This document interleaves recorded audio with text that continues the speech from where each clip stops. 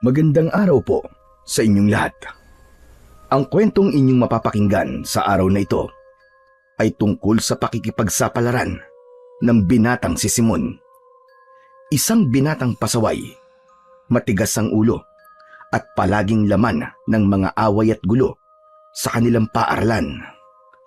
Dahil sa ugali niyang yun, nagpasya ang kanyang ina na pagbakasyonin muna ito sa kanyang lolo Berto upang madisiplina. Kilala niya kasi ang ama. Alam niyang bukod sa kanya, tanging si Lolo Berto lang ang may kakayahang pumutol ng pagkaswail ni Simon. Hindi alam ni Simon na ang bakasyong yun ang magpapabago ng kanyang buhay. Sa probinsya, sa isang liblib na lugar, unti-unti niyang madidiskubre ang mga bagay na hindi pa niya nararanasan sa lungsod. Dito siya makakakita ng iba't ibang klase ng nilalang na akala niya ay isa lamang katang-isip. At isa nga dito ay ang kapre. Nakilala niya ang isang kapre na nagbigay sa kanya ng isang mahiwagang tabako. Bakit kaya ibinigay ng kapre ang kanyang sagradong tabako kay Simon? Magagamit kaya niya yun kahit wala naman siyang alam kung paano gumagana ang kapangyarihan ng tabako? At kung magsasanay siya, kakayanin kaya niya ang mga pagsasanay at mga pagsubok na lalampas pa sa kanyang imahinasyon? At sa huli, hanggang saan ang kayang gawin ng isang dating suwail na binata para sa bayan at para sa ina at para sa paghihiganti? O baka naman gagamitin lang din niya ito sa kalokohan at sa mga masasamang gawain tulad ng dati. Pero bago po ang lahat, mga idol, huwag po nating kalimutang mag-subscribe at i-hit ang notification bell sa aking YouTube channel na The Voice Addict at Apong Isaac para sa mas marami pang makapigil hiningang kwentong aswang at katatakutan mula sa mundo ng kababalaghan. Umpisahan na po natin ang kwento. Hay nako, bata ka! Nakipagsapakan ka na naman ba sa mga kaklase mo? Pambihira ka.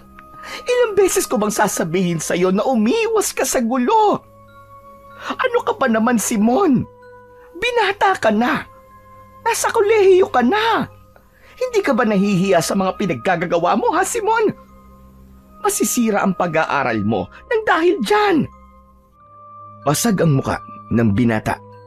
May black eye ito sa kanang mata.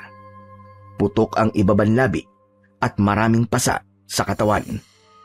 Napupuno rin ng mantsang dugo ang kulay puti nitong uniforme, gaya ng madalas na nangyayari dito.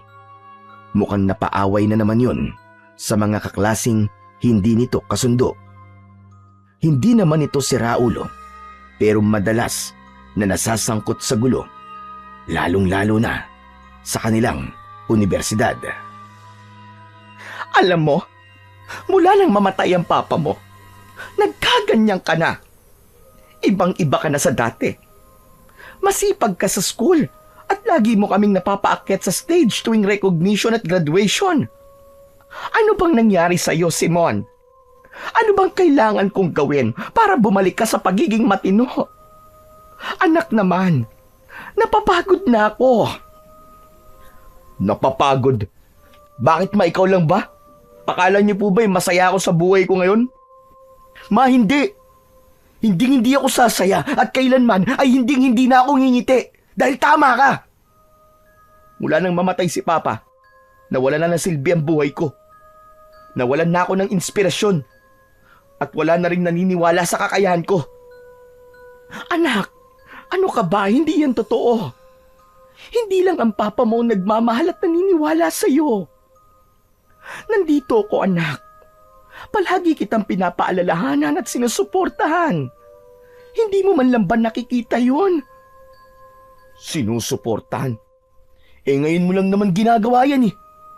Halos 1 taon mo akong pinabayaan mula nang mamatay si Papa. Nag-iinom ka, naninigarilyo, nagbibisyo ng kung ano-ano. Akala nyo ba hindi ko alam? Akala nyo ba hindi ako nasasaktan? Ma, ang bata-bata ako pa nun. Kailangan na kailangan ko ng aruga. Pero nasan ka ng mga panahong yon? Wala. Dahil nandun ka sa mga kapitbahay natin o kaya sa mga kaibigan mong pokpok at nagsasaya. Samantalang ako, hindi na naituloy ng binata ang mga sasabihin dahil isang malakas na sampal ang natanggap nito mula sa kanyang ina. Wala kang karapatang pagsalitaan ako ng ganyan, Simon. Hindi mo alam kung gaano ako nasaktan mula nang mawala ang papa mo. Hindi lang ikaw ang nangungulila. Hindi lang ikaw ang nalulungkot. At hindi lang ikaw ang nasasaktan. Hindi ko babawiin ang mga sinabi ko, ma. Bilang ina ko, obligasyon mong alagaan ako. At lalong-lalo nang mahalin. Kahit ano pang mangyari. Walang hiya ka talaga! Hindi na pinakinggan ng binata ang mga kasunod pang sasabihin ng ina. Galit na galit siyang pumasok sa kanyang kwarto. Mariing isinara ang pinto at hindi na lumingon pa. Naiwan naman si Aling Lourdes sa sala. Napaluhod at napayakap na lamang sa sarili habang pinipigil ang pag-iyak. Hindi niya inasahan ang matinding pagtanggi ni Simon. Ang gusto lang naman niya ay ang makausap ito ng maayos, maipaliwanag na nasaktan din siya sa pagkawala ng asawa. At kahit nagkulang siya noon bilang isang ina, hindi naman ibig sabihin nito ay hindi na siya nasaktan o nagdalamhati. Ngunit sa halip na pangunawa, galit pa ang ibinalik sa kanya ni Simon.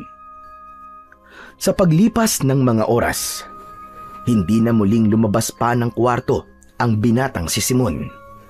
Sinubukan din ng ginang na buksan yun, ngunit nakalak ang pinto. Wala siyang magawa kundi ang kumain ng hapunan ng mag-isa habang ninunguya ang pagkain at tulala sa kawalan.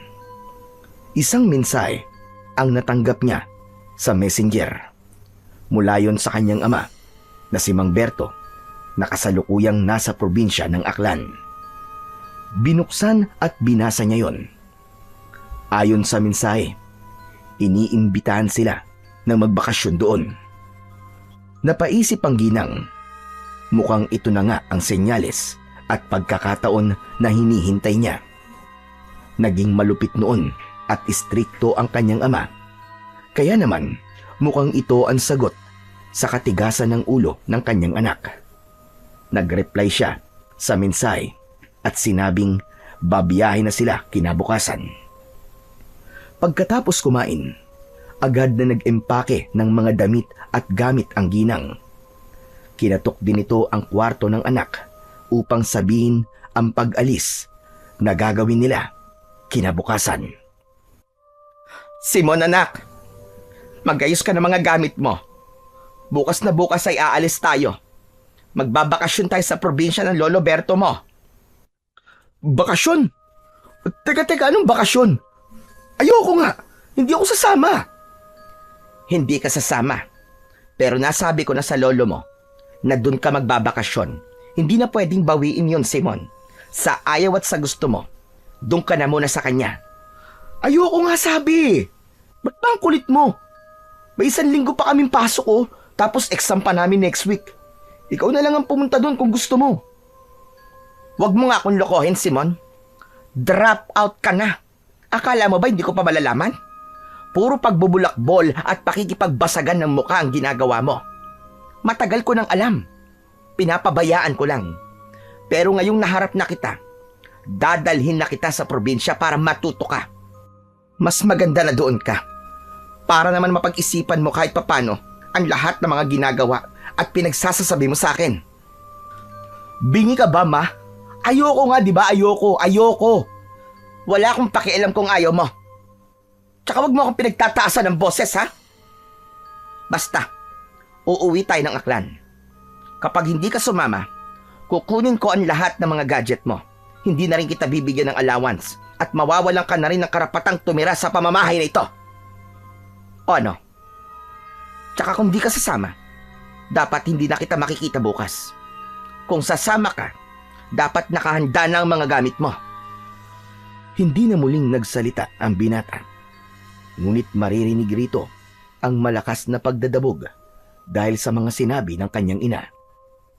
Samantala, hindi naman maiwasan ni Aling Lourdes ang muling pumasok ng kanyang silid at mapahagulgul muli dahil sa mga salitang binitiwan ng kanyang anak. Sobra siyang nasasaktan at naisip na lang na sana ay magtino ito pag-uwi nila ng probinsya. Mabilis na lumipas ang mga oras. Hindi pa rin lumalabas si Simon sa kanyang silid. Itinuloy-tuloy na nito ang kanyang pagtulog hanggang sa siya ay managinip. Tumatakbo siya. Tagaktak ang pawis. Nasa loob siya ng isang madilim na gubat. Sa mga sandaling yon, hinahabol siya ng napakaraming kakaibang nilalang. Hindi na siya lumilingon sa likuran. Ang tanging hangarin niya ay makatakas at makalayo sa lugar na yon. Maya-maya pa, napahinto siya. Isang dambuhala at maitim na nilalang ang humarang sa kanyang daraanan. Pulang-pula ang mga mata nito at halos kailangan niyang tumingala sa langit para masilayan ang buong anyo nito. Nanginig ang kanyang katawan nang dahil sa labis na takot. Biglang bumuhos ang malakas na ulan, kasabay ng sunod-sunod na pagkidlat. Sa tuwing kumikidlat, nagliliwanag ang paligid at mas malinaw niyang nakikita ang itsura ng nilalang. Lalo siyang kinilabutan. Dahil sa matinding takot, nanghina siya. Nanlambot ang kanyang mga tuhod. Napahawak siya sa dibdib at leeg. Kapos na kapos sa paghinga at sa mismong sandaling hahawakan na siya ng nilalang. Napahima siya sa kanyang bibig at laking gulat niya nang mapansing naglalaglagan ang kanyang mga ngipin. Ilang saglit pa, tuluyan na siyang nawalan ng ulirat. Bigla siyang nagmulat ng kanyang mga mata at isang malakas na sigaw ang kanyang nagawa. Kitang-kita sa mukha niya ang labis na takot. Hingal na hingal siya at halos mamaos ang kanyang boses nang sinubukan niyang magsalita. Parang totoong tumakbo siya ng matagal at mabilis. Grabe. Ang weird naman nun. Bakit ako nanaginip ng ganun? Wala naman akong pinapanood ng mga horror movies o binabasang mga libro na may kinalaman sa kababalagan. Napatigil siya sa pag-iisip ng malalim dahil sa sunod-sunod na pagkatok ng kanyang ina sa kanyang pinto. Nang tignan niya ang orasan, mag-aalas 5 na pala ng umaga. Ano ba, Simon? Bibilang ako ng 3, ha? Kapag hindi ka pa lumabas, bitbit ang mga gamit mo. Papalayasin na talaga kita sa pamamahay ko. 1, 2. Napaisip ang binata. Gusto niya mang sagutin muli ang ina, ngunit nag-alangan siya. Mabigat ang kondisyon nito kapag hindi siya sumama. Kaya naman, napagdesisyonan niyang pumayag na sa gusto nito. Ito na nga, nag-aayos na po. Bilisan mo. Paparating na ang van na inarkila ko na maghahatid sa atin sa Aklan. Bilisan mo dyan. Mabilis na kumilos ang binata. Kinuha nito ang maliit na maleta at ipinasok doon ang ilang pares ng mga damit at short. Iniligay niya rin ang 2 sapatos, AirPod, tablet at iba't ibang mamahaling gamit. Konti lang ang dinala niya dahil inisip nitong ilang araw lang silang magbabakasyon doon. Matapos maligo, muling nagtawag ang kanyang ina at sinabing nasa harap na ng kanilang bahay ang van na inarkila nito. Lumabas siya ng kwarto, suot ang headset na may malakas na musika upang hindi na marinig pa ang mga sasabihin ng ina. Pumasok siya sa van at umupo sa pinakalikod. Ang ginang naman ay nasa harap, katabi ng driver. Simon, marami ka bang dalang damit? Simon! Simon! Nang sumigaw ang ginang, doon lamang nakuha ang atensyon ng binata na busy sa pagsiselfon. Bakit? Tinatanong kita. Marami ka bang dinalang damit? Konti lang po. Hindi rin naman po ako magtatagal dun eh. Anong pinagsasasabi mong hindi magtatagal? Ilang buwan tayong titira sa lolo mo? Ano? Buwan? Seryoso ka, ma? Anong klaseng bakasyon yan? Manong driver, pakihinto nga po yung van. Bababa na po ako. Huwag mong ihinto. Hayaan mo siyang magwala. So ano to, ma? Sa pilitan na ganun? Ma naman, may mga gagawin kami ng mga friends ko. Hindi ako pwedeng magtagal sa probinsya. Ano ba naman kayo? I-chat mo na sila na hindi ka makakapunta tapos. Grabe naman buhay to. Halos wala na nga akong karapatang pumili at magdesisyon ah. Sana nawala na rin ako kasama ni Papa kung ganito lang din naman pala mararanasan ko. Anak ng putya naman oh. Ah! I hate my life! Nang sabihin yun ng binata, biglang natahimik ang ginang. Muli niya na lamang inilaan ang atensyon sa harapan ng sasakyan. Si Simon naman muling isinuot ang headset at bumalik sa ginagawa. Napapailing yon at kitang-kita sa mukha nito ang pagkainis. Makalipas ang ilang sandali, muli nitong naalala ang kanyang panaginip. Hinding-hindi niya yon makakalimutan dahil buong buhay nito, kagabi lang siya na naginip ng ganun. Pumunta siya sa isang sikat na website kung saan maaari kang magtanong at sasagutin ng mga taong may karanasan dito. Hi guys, I want to share some weird scenarios from my dream last night. Ganito kasi, hinahabol ako ng mga parang halimaw. I guess, aswang yata yon. Based sa research na ginawa ko, then may giant black monster din akong nakita na hindi ko ba ipaliwanag kung anong klaseng nila lang yon. Ang pinaka-weird pa, bago ako magising ay nakita kong naglalaglagan pa yung mga ngipin ko. May napanaginipan din ba kayong ganito? Ano kayang meaning ng panaginip ko na yon? Wait ko ang replies nyo ha. Matapos maipadala ang mensahe sa website, sandaling umidlip ang binata. Doon, sa kanyang pagpikit, ay muling naulit ang kakaibang panaginip. Gaya kagabi, parehong-pareho ang senaryong nakita niya at naranasan. Pagdilat ng mga mata niya, malayong-malayo na sila sa Maynila. Malayo pa ba tayo? Oo, kaya manahimik ka na muna dyan. Ilang oras pa ang nagdaan. Dumating din ang van sa pier. Isinakay ang van sa loob ng barko at ilang minuto lang, lumabas na rin siya at pumunta sa itaas ng sasakyang pandagat. Hindi niya na hinintay ang ina dahil may dapat pa siyang asikasuhin. Nang makahanap ng pwesto, muli niyang binuksan ang cellphone at binasa ang ilang replies sa kanyang ibinahaging panaginip.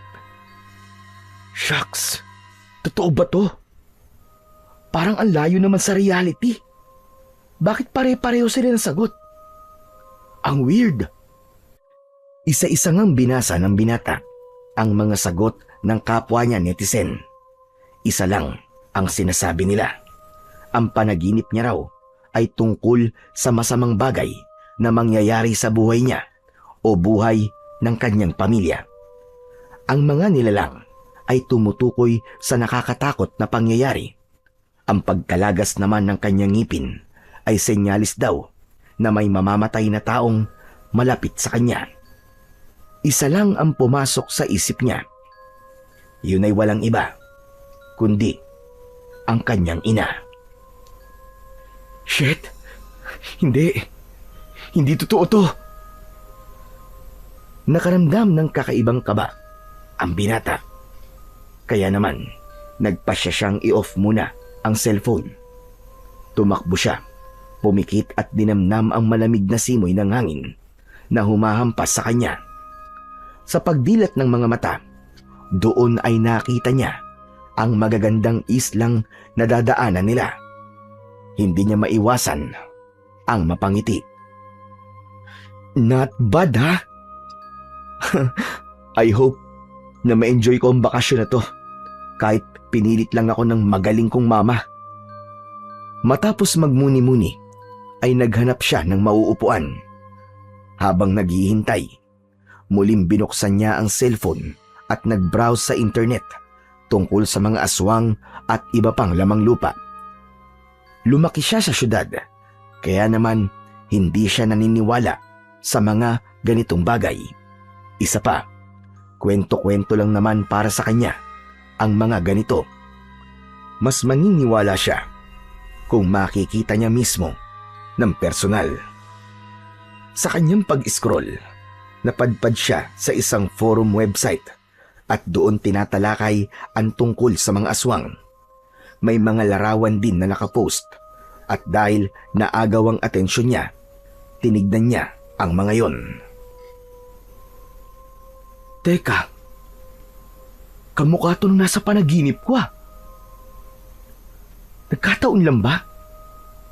Teka, ano tong malaking kulay itim na nilalang?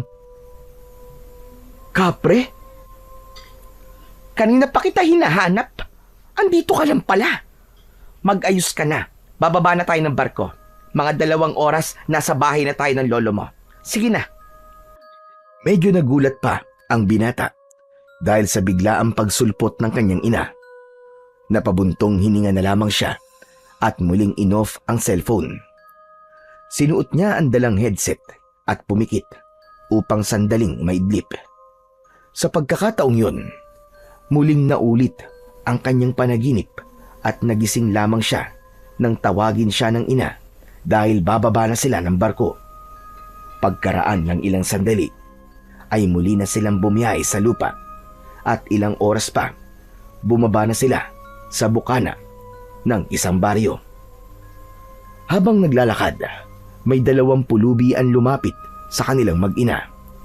Matanda ang isa at ang kasama naman ito ay isang batang lalaki na sa tingin niya ay 8 o 10 taong gulang pa lang. Nanghihingi ang mga ito ng barya o kahit na anong makakain. Nakita ng binata na maglalabas na ang kanyang ina, ngunit agad niya itong pinigil. Ma, hindi mo sila kailangan bigyan. Alam mo, maraming ganyan sa Maynila at karamihan sa kanila, modus lang. Sa itsura pa lang ng mga yan talagang hindi mo na mapagkakatiwalaan. Anak, maliit na halaga lang ang ibibigay ko. Hayaan mo na, nang makakain silang 2 at kawawa naman. Ma, kaya nila ang mga sarili nila. Tignan mo nga yung isa, ang tanda-tanda na Hoy ikaw, hindi ka ba marunong maghanap ng trabaho, ha? Dumiskarte ka. Ang hirap-hirap kumita ng pera ngayon tapos hihingin mo lang? Muling nagmakaawa ang 2 pulubi. Lumuhod ang bata at hinawakan ng paa ni Simon dahil sa nararamdamang pandidiri. Sinipa niya ito at tumilapon sa di kalayuan. Anak, ano ka ba naman? Ba't mo ginawa yun? Hindi ka ba naaawa sa kanila? Naku, sorry po sa ginawa ng anak ko. Eto po, tanggapin nyo. Huwag niyo na po siyang pansinin. Sorry po uli. Nang makaalis ang 2 pulubi, sobrang naging masama ang titig ng binata sa kanyang ina. Sandali niya pang pinagpag ang binti na hinawakan ng bata at saka muling humarap sa nakapamewang na ina na halatang naiinis dahil sa ginawa niya. Ano bang nangyayari sa'yo, Simon? Hindi ka naman ganyan dati, ha? Yung pagiging bulakbol mo ay kinakaya at pinapalampas ko. Pero yung pambabastos sa ibang tao at pananakit, nasobrahan ka na yata. Na hindi ka man lang nagsorry. Wala akong pakialam sa kanila. Kung ganyan lang pala, kadali kumita ng pera di sana. Matagal na ako nanlilimos. Baka yumaman pa ako. Isa pa, huwag mong ikukumparan dating ako sa kung ano ko ngayon. Iba na yon, ma. Dahil boy pa nun si Papa. Pero ngayon, hindi na. Simon, anak. Hindi ko na alam kung paano kita kakausapin. Lahat na ng paraan sinubukan ko. Alam kong nagkulang ako nung nawala ang papa mo. Pero hindi naman sapat yon para tratuhin mo ko ng ganito. Ano bang gusto mong mangyari, anak? Bakit nagkakaganyan ka? Tigilan niyo na ako sa mga paganyan-ganyan niyo at huwag niyo na akong sermonan. Pinapahirapan niyo lamang ang sarili niyo. Alam mo, anak, minsan naiisip ko, sana ako na lang din ang nawala kasama ng papa mo. Kasi parang wala na rin akong halaga sa buhay mo. Eh di sana nga. Tutal, mula nang mawala si Papa nawala ka rin naman sa akin Matagal ka nang walang pakialam. Bawiin mo ang sinabi mo, Simon. Bawiin mo. Hindi. Wala akong babawiin. Isinama mo ako rito na sapilitan, di ba? Kaya tiisin mo kung ano ako ngayon. Yang asal mo, Simon. Huwag mong dadalhin sa bahay ng lolo mo. Hindi mo alam ang kayang gawin ng taong yon. Wala akong pakialam. Ipinagpatuloy nila ang paglalakad. Walang kumikibo. Walang nagsasalita. Hanggang sa huminto si Aling Lourdes sa tapat ng isang bahay. May sumalubong sa kanilang isang matandang lalaki at isang binata na halos kaedad lamang ni Simon. Oh, ba't ngayon lang kayo dumating? Napatagal yata ang biyahe nyo Sorry ho, Tay. Medyo natagalan nga. Aba, teka nga. Ito na ba si Simon? Aba, malaki na nga pala Binata na pala ang apo ko. Opo, ito na po siya. Binata na po at... anak, alisin mo nga muna yung headset mo. Nandito na tayo kina Lolo Simon mo. Dahil tila walang naririnig ang anak na naka-headset at naka-cellphone, pasimple itong kinurot ni Aling Lourdes sa kanang braso. Aray ko! Aray, ano ba problema mo, ma? Bigla-bigla ka na lamang nangungurot. Ang galing mo yung nasa tenga mo nang magkarinigan tayo. O, ayan na. Okay na. Satisfied ka na ba? Dahil sa inasal ng binata, biglang nagkatinginan ang matanda at ang apo nitong si Potpot. Nagulat sila at hindi inaasahan na ganito pala ang ugali ng binata. Sandali nga lang. Bakit ganyan ka kung makipag-usap sa mama mo? Ito ba, Lourdes, pinalaki mo talagang ganyan? Hindi ko gusto ang tabas ng dila niya. Hindi marunong magpo at opo. Ano bang pakialam mo? Sino ka ba para pagsabihan ako ng ganyan? Hindi kita kilala at wala kang karapatang... Hindi na naituloy ng binata ang kanyang sasabihin nang biglang tumama sa kanyang balikat ang matigas at may kalakihang tungkod ng matanda. Wala kang galang sa mama mo! Bastos ka, bata ka! Muli niyang pinalo ng baston ang kanyang apo. Saka ito tinignan ng masama. Tama na! Tama na po! Aray! Tama na po! O diba? Napagamit ka rin ng opo. Ako si Lolo Berto mo. At ito naman, ang pinsan mong si Potpot. Hindi ko sisisihin ang mama mo kung bakit ganyan ang ugali mo ngayon. Pero tandaan mong, hindi ko siya pinalaki ng ganyan. Ngayon, gusto ko na humingi ka ng tawad sa kanya. Bakit? Bakit ko gagawin yun? Aba, matigas kang talaga, ano? Muling inulit ni Lolo Berto ang paghampas sa binata. Sa pagkakataong yun, mas malakas na. Hindi na lang napaaray ang binata, kundi napasigaw pa dahil sa sakit na nararamdaman. Tinignan niya ang kanyang ina at ibinaling ang titig sa matanda. Wala siyang magawa kundi ang humingi ng tawad para hindi na siya hampasin pa. Hindi ko marinig! Mahina! Lakasan mo pa!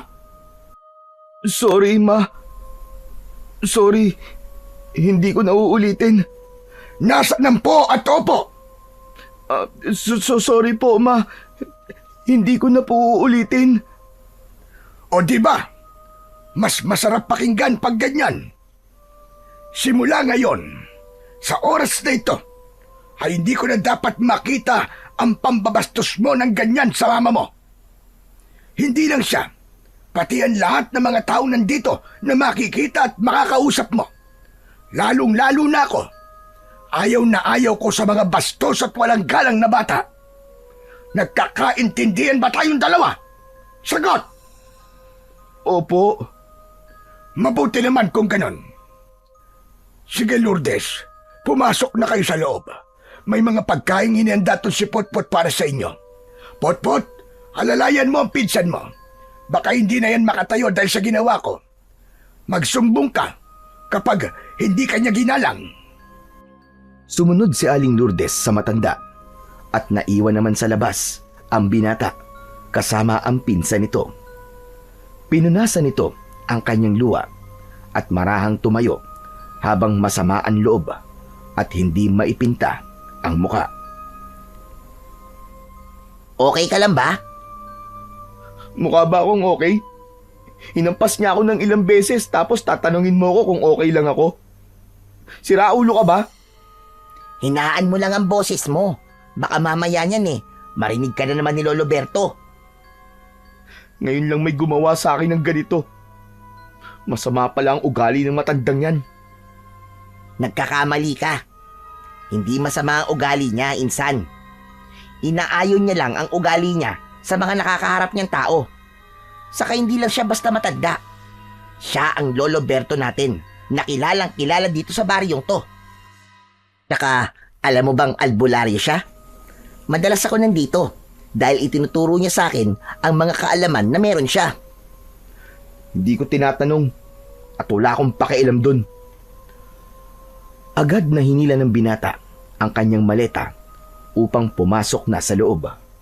Ngunit nahinto rin ito nang muling magsalita ang kanyang pinsan na si Potpot. Sandali lang! Hindi mo ba narinig si Lolo Berto kanina? Pwede kitang isumbong kapag nagpakita ka ulit ng ugaling hindi maganda. O ano, gusto mo ba yon?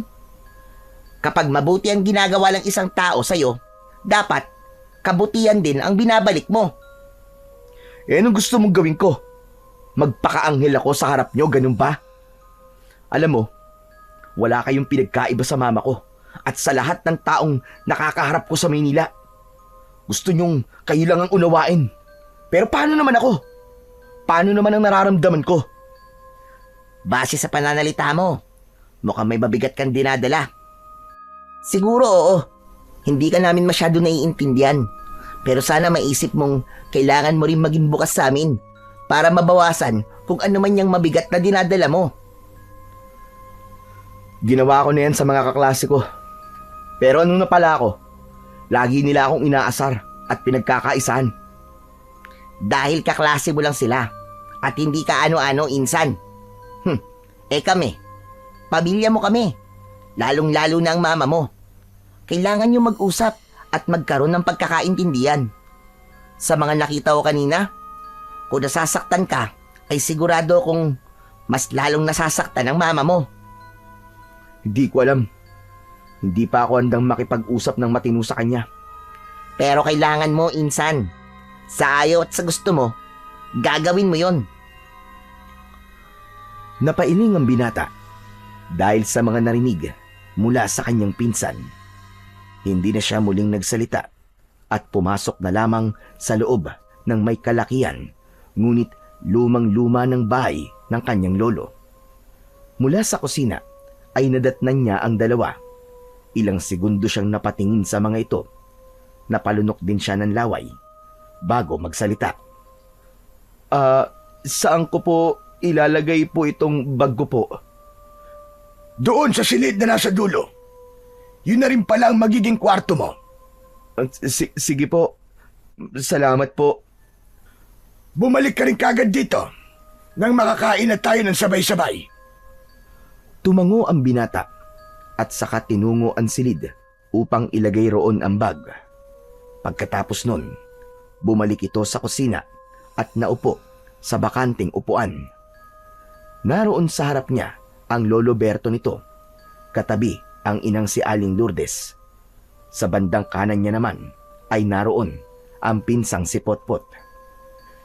Dito sa amin, bago kumain ay ugali naming magdasal muna. Pinagpapasalamat namin ang biyayang nasa harap namin araw-araw. Simon, ikaw na ang magdasal ngayong araw. Ha? Bakit ako? Dahil sinabi kong ikaw. Bakit? Hindi ka ba marunong magdasal? Naikwento nitong mama mo na mahilig ka raw magdasal nung bata ka pa. Nakalimutan mo na ba? Sige po. Magdadasal na po ako. Sa takot na baka mapagalitan o masaktan na naman, walang nagawa ang binata kundi sundin ang sinabi ng kanyang lolo Berto. Matapos manalangin, masayang nagkwentuhan ang tatlo. Samantalang siya ay tahimik lang na kumakain. Gustong-gusto niya nang sumigaw dahil naiingayan at naiirita siya, pero pinigil niya ang sarili dahil baka kung ano na naman ang gawin ng matanda sa kanya. Natigil siya sa pagkain nang mabanggit ng lolo nito ang pangalan niya. Simon, totoo ba ang sinasabi ng mama mo tungkol sa 2 palaboy na binastos at sinaktan mo kanina? Hindi sumagot ang binata. Bagkus ay napatitig lang ito sa matanda. Sumagot ka! Huwag kang mag-alala. Hindi na kita sasaktan. Opo. Totoo po yung mga kinuwento po sa inyo ni Mama. Gusto lang kitang paalalahanan na po. Unang-una, bago mo gawin ang isang bagay, subukan mo munang ilagay ang sarili mo sa taong binabastos o sinasaktan mo. Ano kaya ang mararamdaman nila o naiisip kapag ginawa mo yon? Ikalawa, kapag dumadayo kayo sa mga lugar, gaya nitong probinsya natin o baryo, respeto ang unang-una mong paiiralin dahil hindi mo kilala kung sino ang nakakaharap mo. Tama si Lolo Insan. Kung sa Maynila ay maraming siraulo o basagolero, dito naman ay maraming kakaibang kaaway. Ano ka mo? Kakaibang kaaway? Oo, talagang kakaiba. Alam mo ba yung mga aswang, engkanto at mangkukulam? Naririnig ko lang pero hindi naman ako naniniwala sa mga ganun. Ngayon maniwala ka na. Sinasabi ko sa'yo, maraming ganon sa lugar namin. At madalas na lumalabas o sumusugod sila kapag nagkaroon ka ng atraso sa kanila. Gaya ng pang-aapi, pang-aagaw, pagsagot-sagot, gaya ng nakailigan mong gawin, o kaya naman ay may nasaktan ka sa kanila. Magdasal ka na lang na hindi aswang ang naargabyado mo kanina. Dahil sa mga sinabi ng matanda, biglang natahimik si Simon. Bigla siyang napaisip ng malalim. Naalala niya ang kanyang panaginip. Hanggang sa matapos ang kanilang pagkain, ay hindi na siya muling nagsalita. Nang matapos ang hapunan, pumasok na siya sa kanyang silid, pero hindi siya mapakali nang mapansin na walang signal sa loob ng bahay. Kaya naman, nagdesisyon siyang lumabas ng bahay. Tumambay siya sa isang malapad na upuang gawa sa sanga ng puno. Binuksan niya ang cellphone at sinubukang ibukas ang data. Pero wala pa ring signal. Anak ng putya naman oh. Ano bang klaseng lugar to? Bakit walang signal? Paano nabubuhay ang mga tao sa ganito?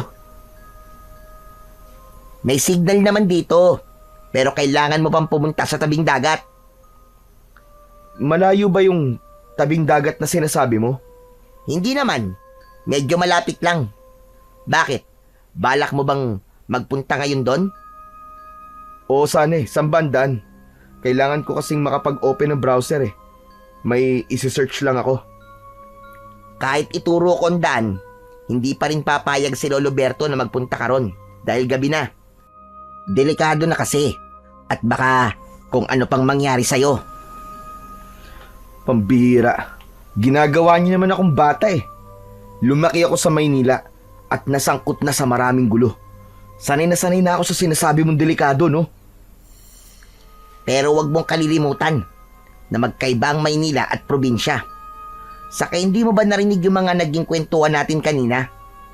Maraming nagkalat na aswang dito, lalo na kapag sasapit ang gabi. Uulitin ko, Potpot. Hindi ako naniniwala sa mga aswang-aswang na yan. O kaya sa mga mangkukulam at kung ano-ano pa na mga pinaniniwalaan nyo dito. Sige na, ituro mo na sa akin ang daan papunta dun sa dagat. Mag-isa akong pupunta ron. Huwag mo na lang banggitin dun sa matanda, kay Lolo Berto. Wala kang alam, wala kang sasabihin, wala kang narinig. Simple, di ba? Ayaw mo talaga maniwala at makinig, no? O sige, ituturo ko sa'yo ang daan. Kung sakaling may mangyari sa'yo, wag mo ring babanggitin ang pangalan ko. Binalaan na kita. Oo na, dahil mo sinasabi. Nasaan ang daan papunta sa tabing dagat? Sandaling napabuga ng hangin ang pinsan nitong si Potpot. Agad rin itong itinuro ang daan patungo sa tabing dagat kung saan may malakas na signal para makapag-internet siya. Agad na tumayo ang binata at hindi man lamang nagpasalamat. Dire-diretso yung naglakad at binaybay ang may kadilimang daan. Ang flashlight lamang ng kanyang cellphone ang nagsisilbi nitong liwanag. Bago makalayo, tumanaw pa yon sa kinalalagyan ng pinsang si Potpot at nakitang napapailing ito. Pambihira. Kaya hindi kayo umaasenso sa buhay. Lahat kinakatakutan nyo. Ilang minutong paglalakad, narinig nito ang baybaying dagat. Hindi man matanaw ang buong paligid, naririnig naman ng kanyang mga tenga ang hampas ng bawat alon sa dalampasigan. Kasabay noon ay ang malamig na simoy ng hangin na bahagyang nagpapatayo ng kanyang mga balahibo. Ito na ba yung sinasabi nilang delikado? Ni wala nga akong nakita o naririnig na nakakatakot eh. Pinaglololoko nyo lang ang mga sarili nyo, mga gonggong. Sandali pang napatawa ng sarkastiko ang binata bago maupo sa mapino at maputing buwanginan.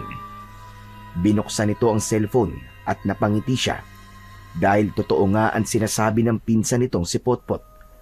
May signal nga roon. Muli siyang bumalik sa isang sikat na website kung saan siya nagtanong ng tungkol sa kanyang panaginip. Bukod sa paulit-ulit na response, may isang comment ang nakaagaw ng kanyang pansin. Teka, mabasa nga to.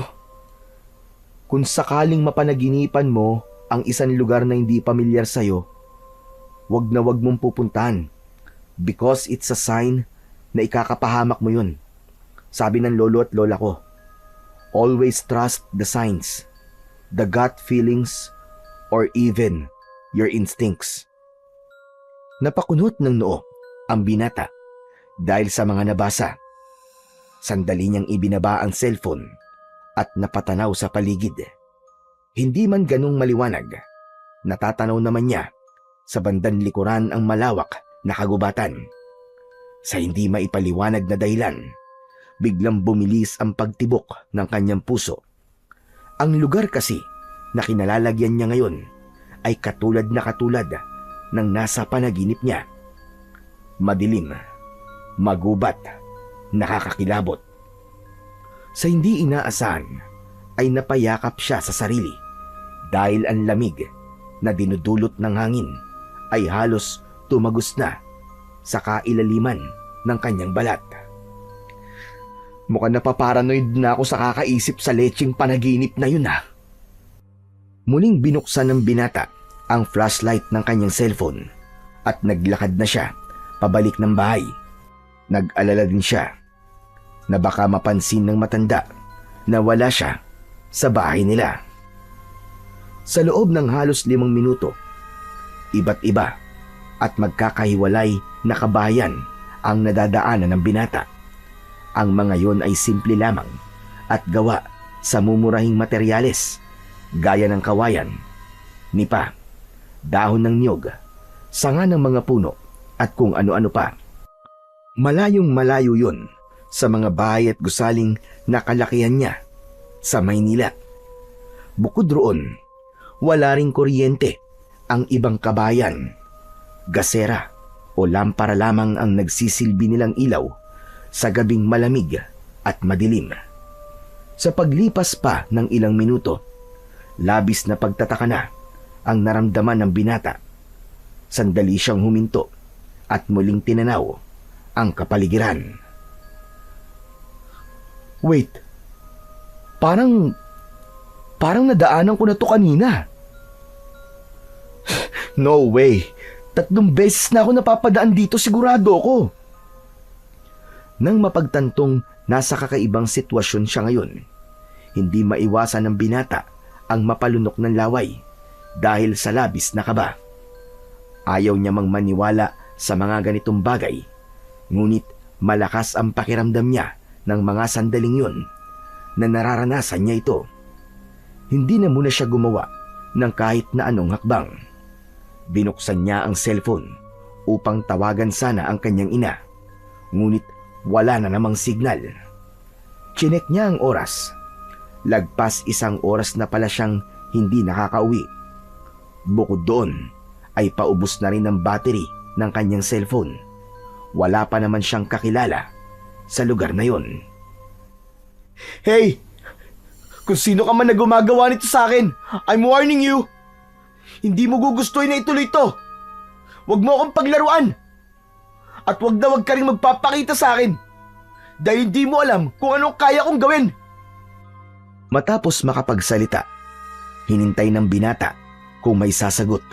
Ngunit huni lamang ng mga insekto ang kanyang narinig ng mga sandaling yon. Napabuga siya ng hangin at saka ipinagpatuloy ang paglalakad. Ngunit wala pang 1 minuto, muli siyang napahinto nang may 2 figura na nakatayo sa harap niya.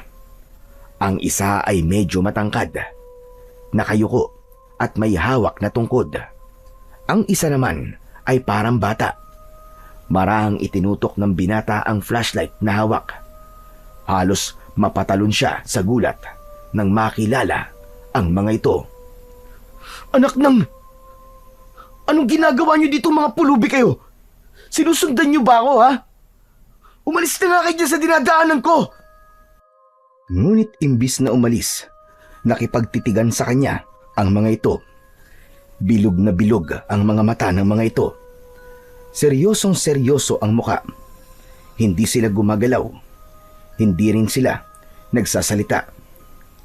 Biglang kinilabutan ang binata sa kanyang nakikita. Ilang sandali pa, napansin niyang namumula ang mga mata ng mga yon.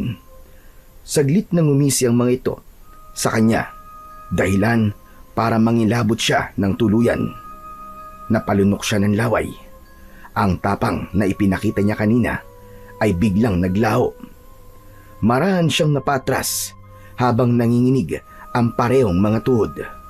Mas nagimbal siya nang magsalita ang bata. Lola, gusto ko na pong makakain. Pwede ba natin siyang maging hapunan? Nang tumango ang matandang pulubi sa batang kasama nito, doon tuluyang natakot si Simon. Agad siyang tumalikod at kumaripas ng takbo. Halos maluwa-luwa ang kanyang mga mata at ang panginginig ay umabot na sa kanyang buong katawan. Sa unang pagkakataon ay halos tawagin niya ang lahat ng santo at mabanggit ang mga dasal na alam niya.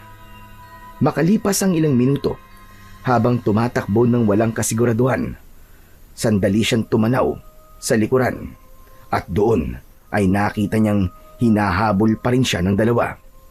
Ang matandang pulubi na akala niya ay uugod-ugod na at ang bata tila walang kamuwang-muwang. Parang naging mga mababangis na hayop sapagkat ginagamit ng mga ito ang kanilang parehong mga kamay at paa sa pagtakbo at paghabol sa kanya. Tulong! Tulungan niyo ako! Saklolo!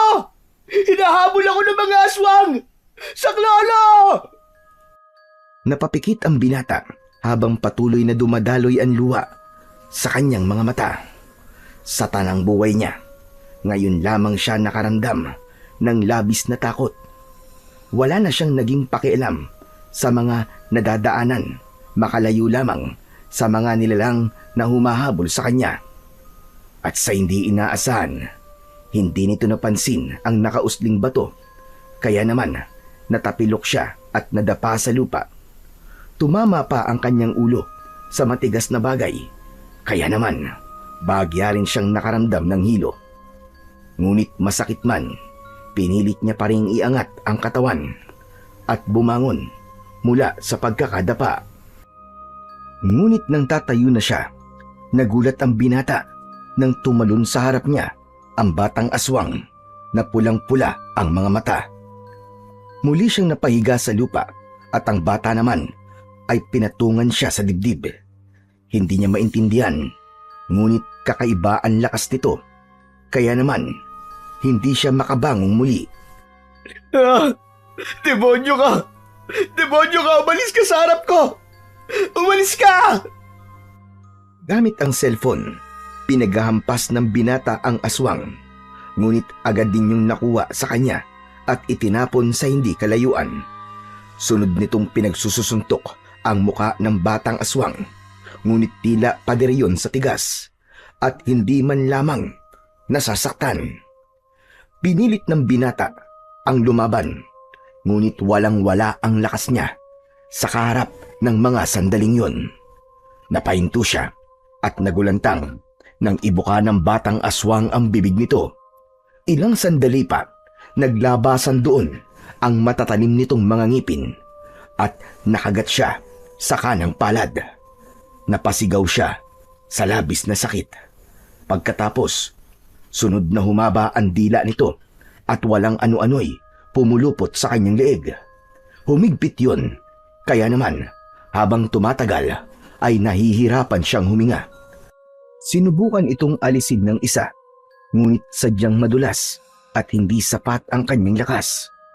Napatanaw siya sa likuran ng bata at nakitang papalapit na rin ang matandang aswang.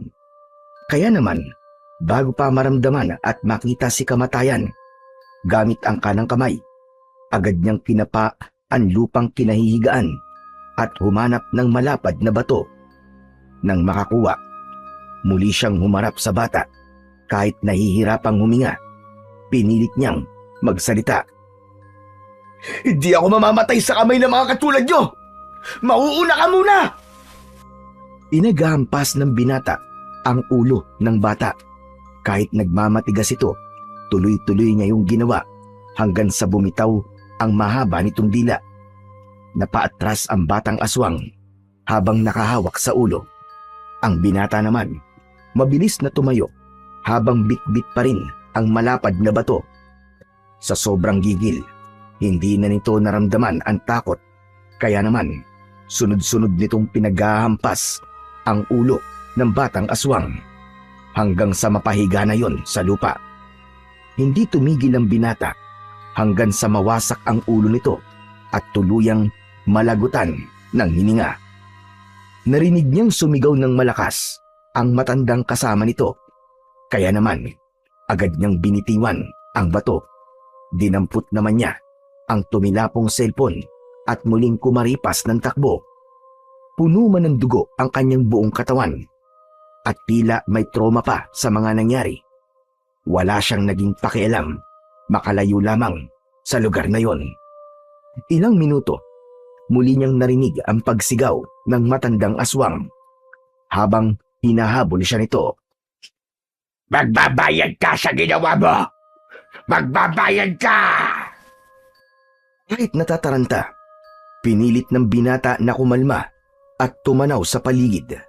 Sinubukan niyang maghanap ng mga bagay, ngunit bigo siyang makakita kahit isa man lang. Napalayo na talaga ako. Ano nang gagawin ko? Nagmasid siya sa paligid at may nakita siyang isang puno ng balete sa may bandang kaliwa niya. Marami itong baging na nakaladlad. Naisip niya doong magtago pansamantala. Pinatay niya ang flashlight ng cellphone. Hinawakan niya ng maigpit ang isa sa mga baging na naroon. Nang masigurong matibay, sinimulan niyang iangat ang sarili. Gamit ang baging na yon, inakyat niya ang malaking puno. Ilang minuto, nagtagumpay siyang makapunta malapit sa tuktok. Mula naman sa baba, nakita niyang huminto ang matandang aswang na panayanlinga sa paligid dahil hinahanap siya nito. Ilang saglit pa, dahan-dahan niyong tumingala. Kaya naman, muling nanumbalik sa binata ang takot at kaba hanggang sa magtama ang kanilang mga paningin. Ngunit nagtaka siya nang di siya sugurin ng matanda. Maswerte ka ngayong gabi, bata. Hindi kita magagalaw dahil nasa poder ka ng isa sa mga kalaban ko. Pero wag mo kakalimutan ang mga sasabihin ko. Babalik ako at gaganti ako. Nagtaka siya sa sinabi ng matandang aswang. Sandali siyang nagmasid sa paligid ng puno. Wala naman siyang nakitang kakaiba o naramdamang kakaiba. Anak ng tutyang mo. Grabe ka namang aswang ka. Natatakot na nga ako sa'yo. Nakuha mo pang manakot. Ang matandang aswang ay nasa ibaba pa. Kaya naman, naisip ng binata na talagang tinatakot lang siya nito para bumaba siya. Hoy! Pabayaan mo na ako ditong aswang ka. Ipinagtanggol ko lang naman ang sarili ko. Kaya ako nagawa yon. Tumahimik ka. Wala talaga kaming intensyon patayin ka. Ang gusto ko lang ay bigyan ka ng leksyon. Hindi ko alam na sa ganito pala hahantog. Ano ka mo? Bigyan ng leksyon? At sino namang niloko mo? Kakainin ako ng apo mo eh. Leksyon pa rin yun sa'yo. Mali kayo ng kinalaban. Hindi ako matatakot na ipagtanggol ang sarili ko kung kinakailangan. Kaya kung ano man na nangyari sa apo mo, kasalanan mo yon. Kasalanan yung dalawa. Matapang ka. Pero hindi magtatagal yan tapang mo na yan. Maging mapagmasid ka, bata. Sa oras na magkaroon ako ng kahit na maliit na pagkakataon, hindi ako magdadalawang isip na gamitin yon para makaganti. Buhay ang kinuha mo, kaya't buhay rin ang magiging kapalit. Tandaan mo yan. At sa palagay mo ba matatakot ako sa sinasabi mo? Hindi! Manigas ka! Matapos na makapagsalita, yumuko ang matandang aswang at tumalon ng napakataas, papalayo sa puno. Tila naman nabunutan ng tinik ang binata nang sa wakas ay umalis na ang aswang. Ngunit pagkalipas lamang ng ilang segundo, doon na siya napaiyak. Doon na niya naibuhos ang lahat ng takot at pagsisisi. Habang nasa itaas ng puno, hindi niya mapigilan na yakapin ang sarili. Hindi niya akalain na hahantong siya sa ganon. Nagsisisi tuloy siya at naisip na sana ay nakinig na lang siya sa mga sinabi ng pinsan niyang si Potpot. Nagpatuloy siya sa pag-iyak at pagsisisi. Nahinto lamang yon nang makaamoy siya ng parang may nasusunog. Tumanaw siya sa paligid at nakita niyang may mga nagkalat na usok kung saan-saan. Hinanap niya ang pinagmumulan nito. Marahang dinadala ang mga titig niya patungo sa pinakataas o pinakatuktok ng puno. Doon, natanaw niya ang isang malaki at kulay itim na bagay na parang hugis ng isang tao. Binuksan niya ang flashlight ng kanyang cellphone at dahan-dahang itinutok sa itaas. Nang mailawan ang muka ng nilalang, ay nanlaki ang kanyang mga mata. Ang nilalang, may makapal na bigote at balbas. May matulis na tenga, pula ang mga mata, at may hawak na nagbabagang malaking sigarilyo sa kamay. Napasigaw siya ng malakas nang makitang nakatingin din ito sa kanya. Dahil sa labis na takot at gulat, nawalan siya ng malay. Umaga na nang nagising ang binata. May naririnig siyang mga boses. Boses ito ng kanyang ina, ni Lolo Berto, at ng pinsan niyang si Potpot. Agad niyang tinignan ang paligid. Nasa loob siya ng kanyang silid. Mabilis siyang bumangon. Hindi siya makapaniwalang nakauwi siya. Kinurot niya pa ang kanyang sarili. Teka, paanong... Anong nangyari? Wala akong maalala na nakauwi ako kagabi.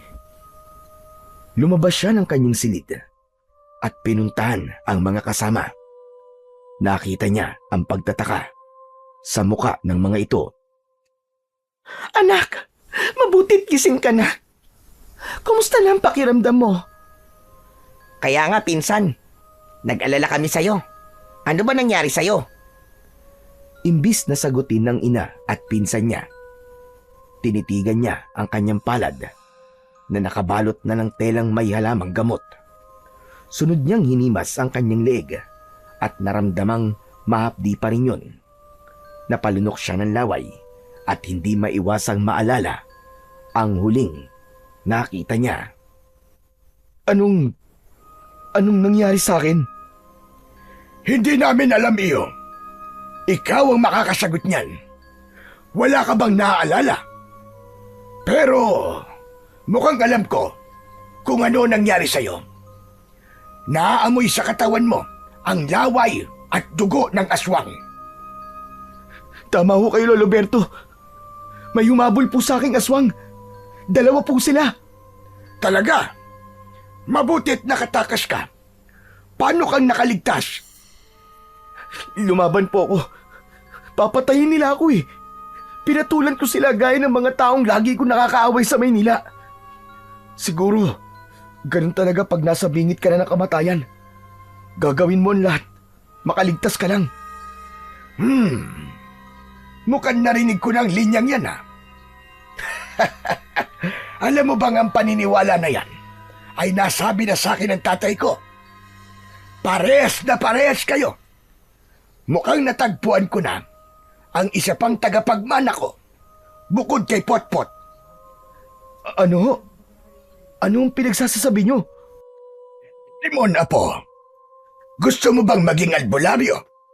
Hanga kasi ako sa naging tapang mo at sa kakayahan mo na lumaban sa aswang.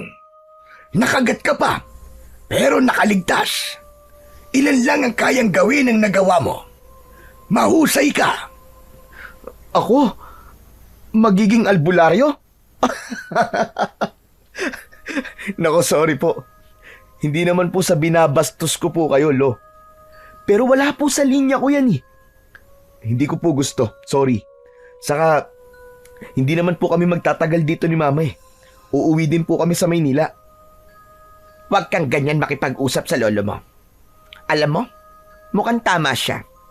Mukhang mas okay nga yung ganun eh. Mukhang mas maganda nga na maging albularyo ka. Alam niya kung ano mas makakabuti para sa'yo. Ano? Nagpapatawa ka ba, Ma?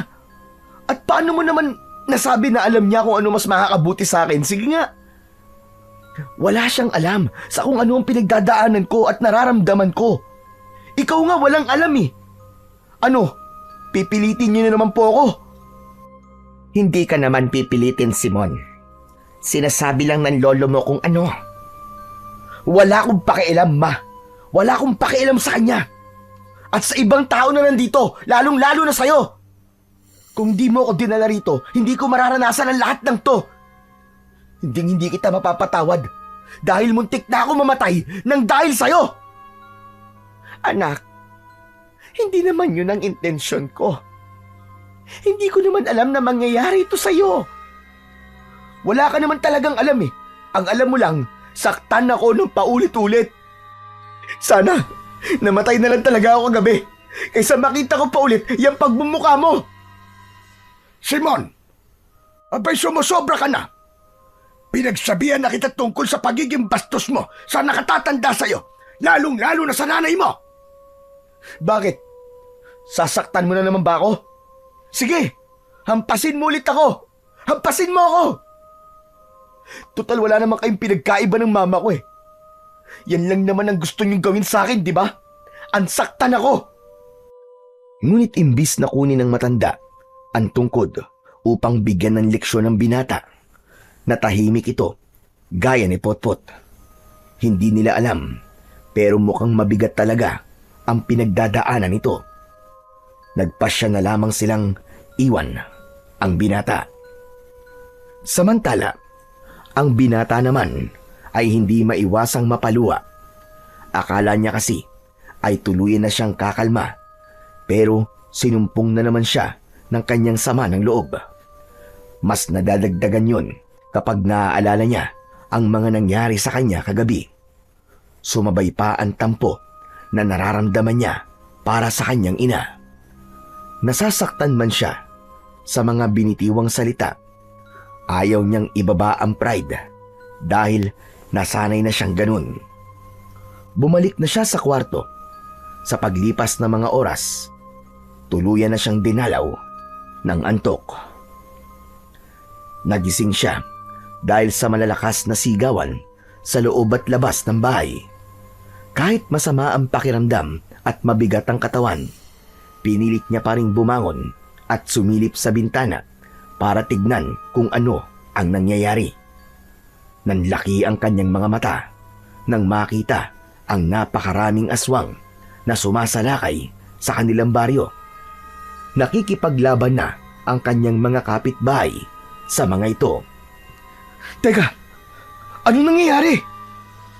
Agad na nabaling ang kanyang atensyon sa pintuan ng silid nang bigla itong bumukas. Pumasok ang matandang aswang na minsan niya nang nakalaban. Mas nakakatakot na ngayon ang itsura nito. Mas marami na ang kulubot sa muka. Mas matatalim ang mga ngipin at tila mas malalaki at matatalas ang mga kuko. Namumula ang mga mata nito at halatang galit na galit sa kanya. Ramdam niya ang matinding takot pero hindi siya makagalaw sa kinatatayuan niya.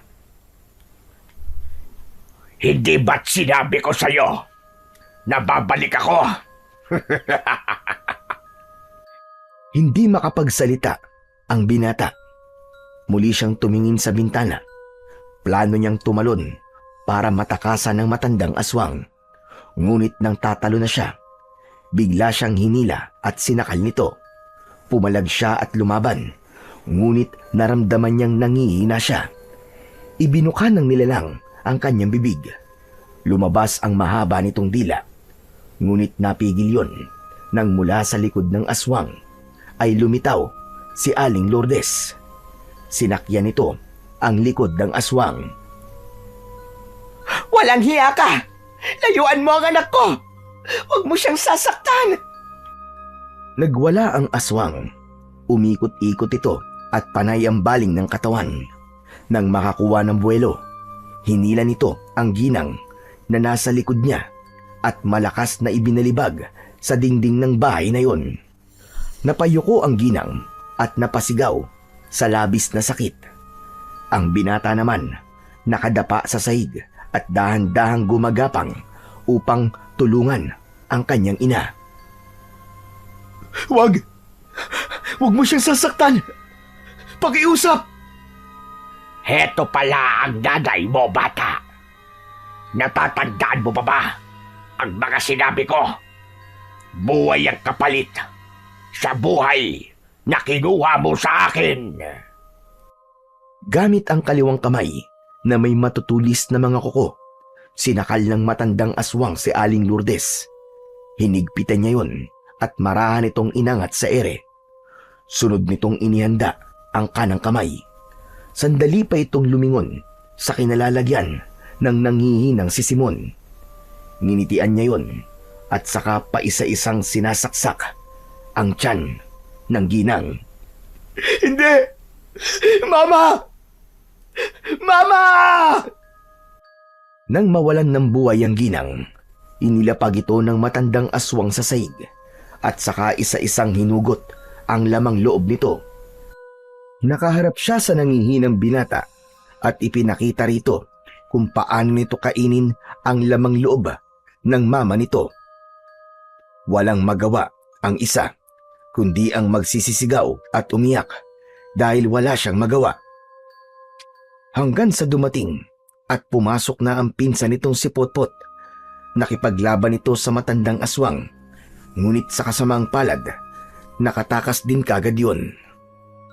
Napaluhod ang pinsan niyang si Potpot sa harap ng wala ng buhay na si Aling Lourdes. Ang binata namang si Simon ay marahang gumagapang papalapit sa bangkay ng kanyang ina. Labis ang kanyang pag-iyak, kasabay ang pagsisisi dahil hindi man lang niya ito na ipagtanggol. Mama! Mama! Mama ko! Sorry, ma! Sorry po! Mama! Sa labis na emosyong nararamdaman, tuluyang binawian ng lakas ang binata at nawalan ng ulirat. Pagmulat ng mga mata, nadatnan niya na lamang ang ina na nakaburol sa harap ng bahay ng kanyang lolo Berto. Maraming tao ang naroon. Nang makita nga siya ng mga ito, ay labis ang naging bulong-bulungan. Ang iba ay naaawa sa kanya, ngunit mas marami ang masasama ang tingin. Napatingin din siya sa ibang kabayan. Bukod pala sa kanyang ina, marami rin ang nakaburol ng araw na yun. Nang tanungin niya ang lolo Berto nito kung ilang araw na siyang walang malay, halos magtatatlong araw na raw. Marahang lumapit ang binata sa nakaburol na ina. Nang makita ang wala ng buhay nitong katawan, muling umagos ang luwa sa kanyang mga mata. Labis siyang nasasaktan at nagsisisi. Hindi man lang siya nakahingi ng tawad dito.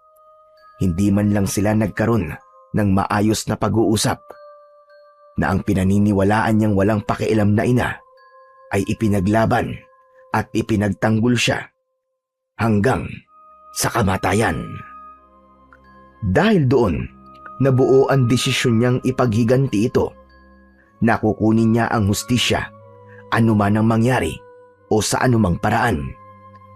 Makalipas ang ilang araw, tuluyan na nga itong nailibing. Nang makabalik na sa kanilang tahanan, seryosong lumapit ang binata sa kanyang lolo Berto at pinsang si Potpot. Sandali pa siyang napaisip at napabuga ng hangin bago magsalita.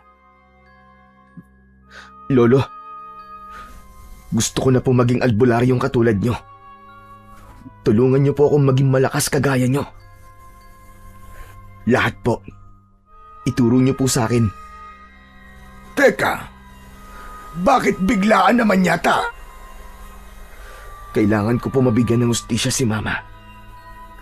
Kailangan ko pong bumawi sa kanya. Sandali lang. Hindi kita gagawing albularyo nang dahil lang sa gusto mong makaganti sa mga aswang. Ang gusto ko, makita mo ang sarili mo bilang isa sa amin. Handang maglingkod at gampanan ang tunay na gawain at tungkulin ng isang albularyo. Opo, Lolo. Naiintindihan ko po. Hindi lang po ito para makaganti. Gusto ko pong matutong tumulong, magpagaling at protektahan ng mga tao, gaya po ng ginagawa ninyo. Pero kung hindi ako magsisimula ngayon, baka mas marami pa pong masaktan o mamatay. Tulad po ng mama ko. Mabigat ang landas ng isang albularyo, Simon. Hindi ito basta sinisimulan at basta na lang tinatapos. Kailangan buo ang puso, malinaw ang isipan, at matibay ang loob. Buo na po ang loob ko, Lolo. At kahit gaano po kahirap, kakayanin ko. Basta't matuto lang po akong makatulong. Kung ganon, magsimula ka na ngayong araw. Potpot, sa tingin ko handang-handa ka na. Ibinibigay ko na sa iyo ang tungkuling ituro sa pinsan mong si Simon ang lahat ng mga bagay na itinuro ko rin sa iyo. Bibigyan kita ng 1 linggo para gawin yon. Pagkatapos, ay saka tayo magtutungo sa isang napakalakas na bagay. Ang mutya po, Lolo. Oo, Potpot. Ang tungkol sa mutya. Sige po, Lolo. Ako na pong bahala. Insan, halika. Sumunod ka sa akin. Teka. Ngayon na talaga? Habang nakaburol si Mama? Oo, ngayon na. Ayos lang yan. Sandali lang naman tayo Babalik tayo dun mamaya para bantayan ang mama mo. Si Lolo na muna ang bahala sa kanya. Tinimulan na nga ng pinsan nitong si Potpot na ituro sa kanya ang gawaing may kinalaman sa pag-aalbularyo. Nagsimula ito sa mga prinsipyo na dapat taglayin ng isang mahusay at mabuting albularyo. Ginawa nila ito malapit sa may kalakihang sapa kung saan tahimik at payapa. Ayon kay Potpot, makakatulong ang kapaligiran upang mas makapag-focus ang isipan ng binatang si Simon. Ayon sa itinuro ng ating Lolo Berto, 3 prinsipyo ang lagi mong panghahawakan bilang albularyo. Una, malasakit. Pangalawa, katotohanan. At pangatlo, pagpapakumbaba. Yun lang? Yan din kagad ang unang pumasok sa isip ko nun Pero tandaan mo, hindi lang basta salita to. Bilang albularyo, manggagamot o antingero, ang malasakit ang pinaka-importante sa lahat. Dapat ginagawa natin to, hindi para sa sarili natin, kundi para tumulong sa ibang tao na lubos na nangangailangan. Hindi pwedeng umiwas o mawalan ng pakialam. Kailangan laging handang tumulong. Teka, mukhang yun ang bagay na pinaka-challenging para sa akin Nawalan ako ng pake sa lahat mula nang mamatay si Papa. Ni sa mismong mama ko nga Ganon din na nangyari. Pero iba na ngayon, Insan. May pinanggagalingan na yung emosyon mo. At ito na yung oras para magbago ka o ibalik ang dating ikaw. Laging may second chance, Insan. Ika nga nila. Sa bagay, tama ka. Sunod naman ay ang katotohanan. Magsisimula tayo sa iyong sarili. Kailangan mo maging tapat sa isip, puso, salita, at lalong-lalo na sa gawa. Sabi ni Lolo Berto, lubos na pinagpapala raw ang mga taong laging nakatingin sa katotohanan. Anong mangyayari kung pipiliin ko ang kasinungalingan? Hindi mo maaasam ang layuning nais mong tahakin at mapagtagumpayan. Yung panghuli. Panghuli ay ang pagpapakumbaba na ayon kay Lolo, madaling sabihin ngunit napakahirap gawin, lalo na kung ikaw ay nasa tungkuling to. Ang kaalaman na tataglayin natin at mga bagay na maaasam natin ay karugtong din ng isang tukso. Kailangan mo maging matalino dahil kung matatalo ka ng tukso, lalaki ang ulo mo at magiging mayabang ka. Yan ang bagay na nagpapabagsak sa kakayahan ng isang mahusay na albularyo. Nagigets ko na. Yan din ang laging sinasabi sa akin ni Papa nun.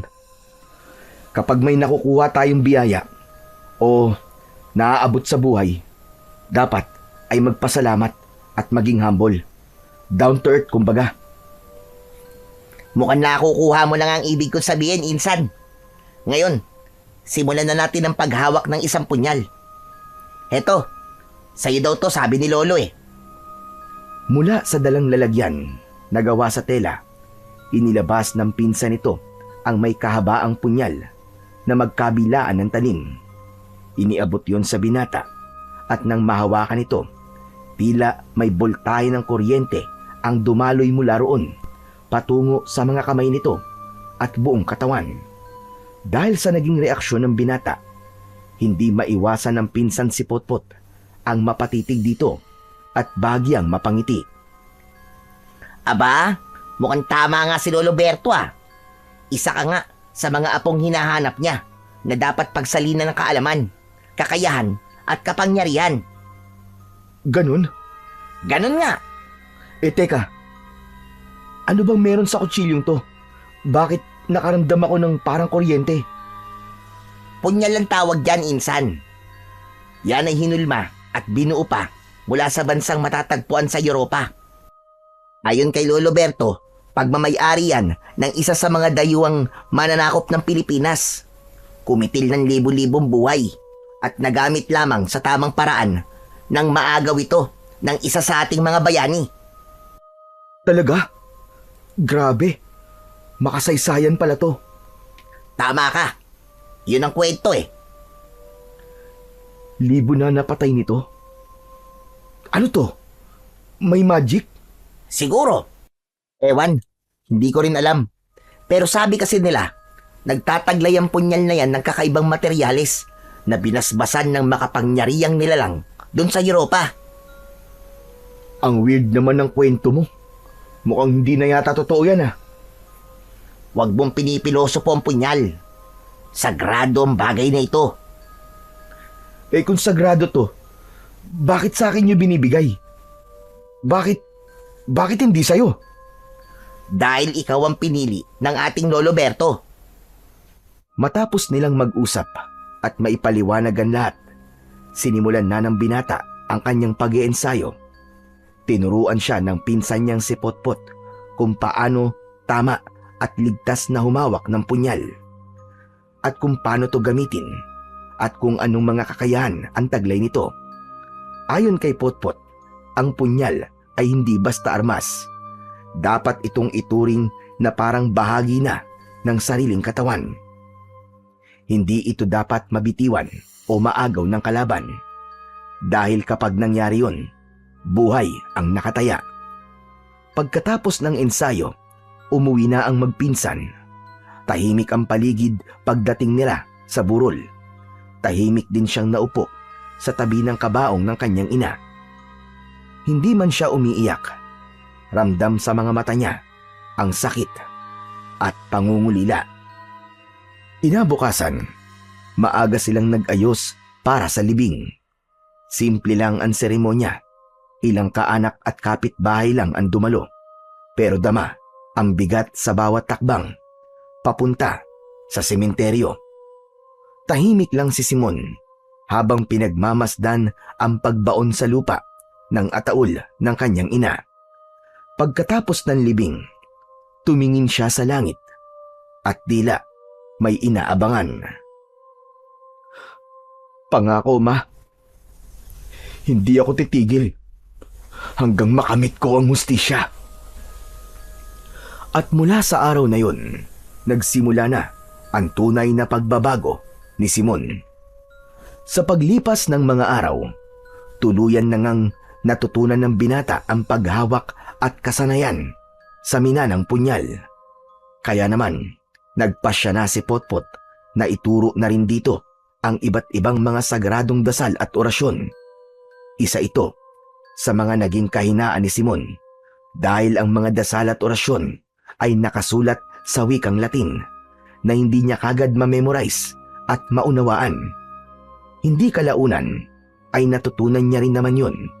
Kaya naman muli nang humarap ang dalawa sa kanilang lolo Berto. Dahil pantay na kayo ng kaalaman at kakayahan, panahon na para hanapin at kunin nyo ang isa sa mga mutyang nabalitaan kong naririto lang sa baryo natin. Ito ay ang pinakamahalagang bagay na pagmamay-ari ng isang kapre. Ano holo? Kapre? Hindi po ba delikado pong makaharap sila? May mas delikado pa ba sa mga aswang na nakaharap na ninyo, Simon? Napatingin ang dalawa sa binata. Ito naman ay sandaling napayuko at napaisip mula sa mga sinabi ng kanyang lolo. May mga bagay kasi siyang naaalala tungkol sa nilalang na yon. Kung hindi siya nagkakamali, isa ito sa laman ng kanyang panaginip. Ito rin ang nakita niya sa malaking puno ng balete bago siya mawalan ng malay. Napabuntong hininga siya bago muling humarap sa matanda. Mas nakakatakot pa rin po ang mga aswang kesa sa kanila. Ano po ba dapat naming makuha ni Insan sa kapre? Simple lang. Kailangan niyong makuha ang tabakong madalas nitong hawak at hinihit-hit. Ibig niyo pong sabihin yung sigarilyo?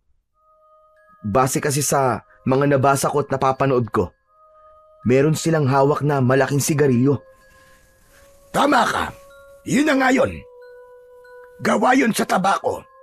Kaya ito tinawag na tabako. Ayon sa aking nabalitaan, nagtataglay ang tabakong yun ng kapangyarihang kayang magpahina at tumapos sa mga aswang. Ang sino mang makakahawak nito ay nagiging malakas din at ayon pa nga sa mga kwento-kwento, nagiging higante gaya ng isang kapre. Talaga po, Lolo Berto? Posible po yun?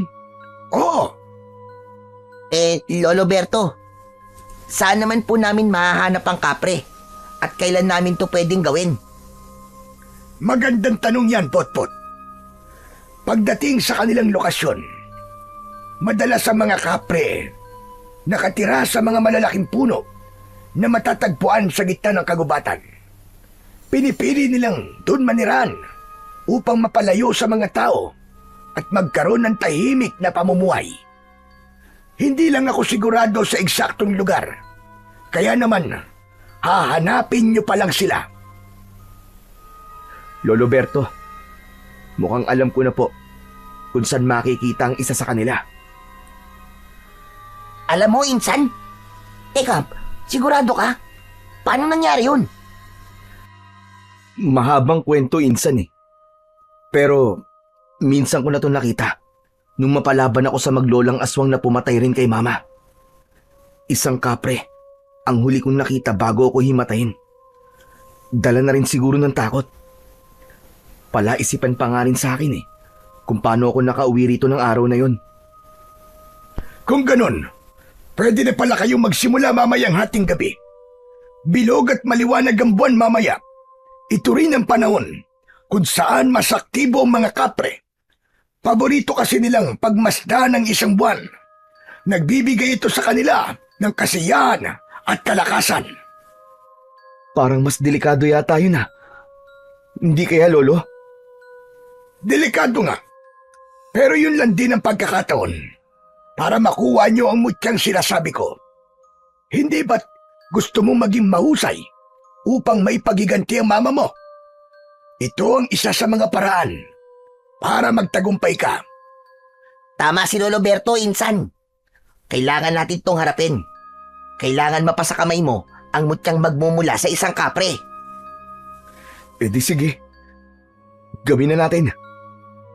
Pagsapit ng gabi, binaybay na nga ng binata ang daan kasama ang pinsan nito patungo sa lugar kung saan siya hinabol ng matandang aswang noon.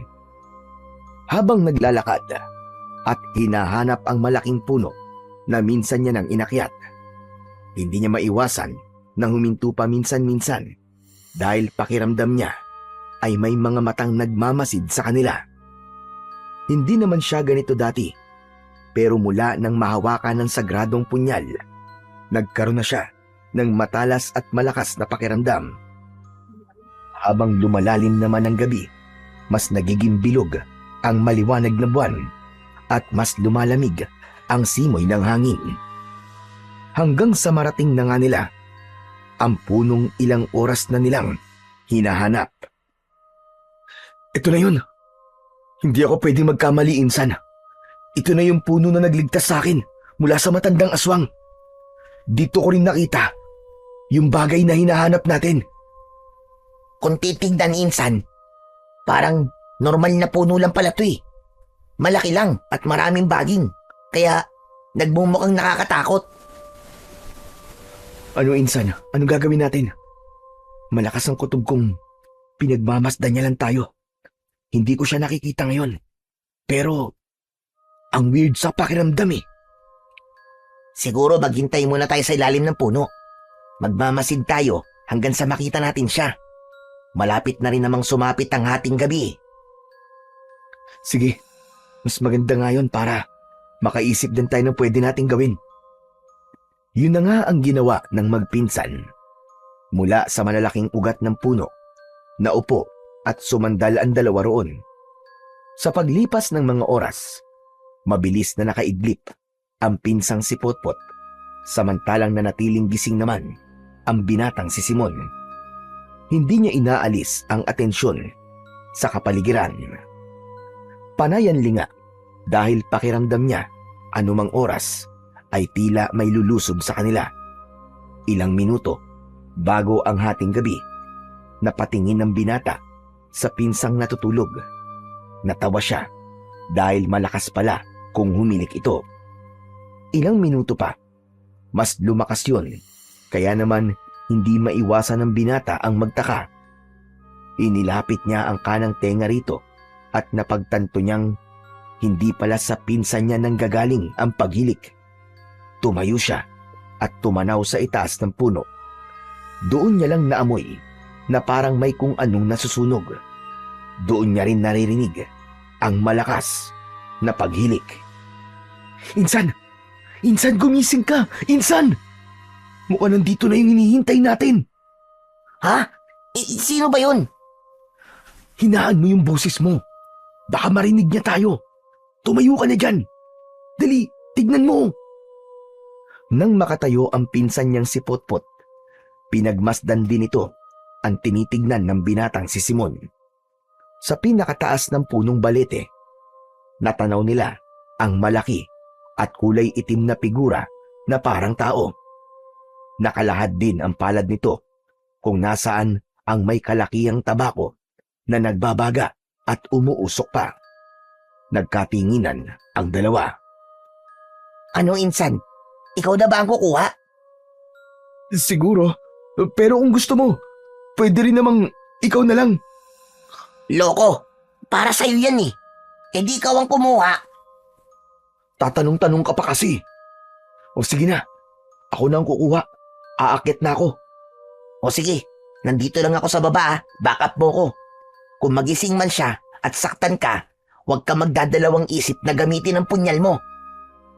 Tumango ang binata. Matapos makapag-usap, sinimulan nito ang paghahanap ng matibay na baging patungo sa itaas ng puno.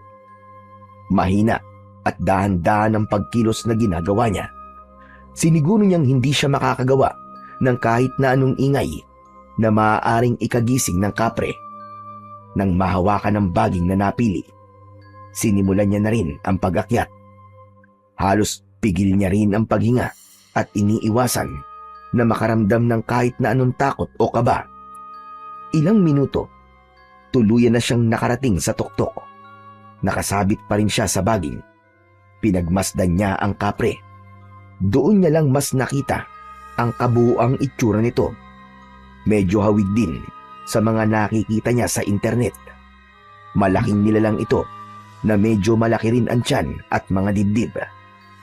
Mabalahibo ang parehong mga braso at paa.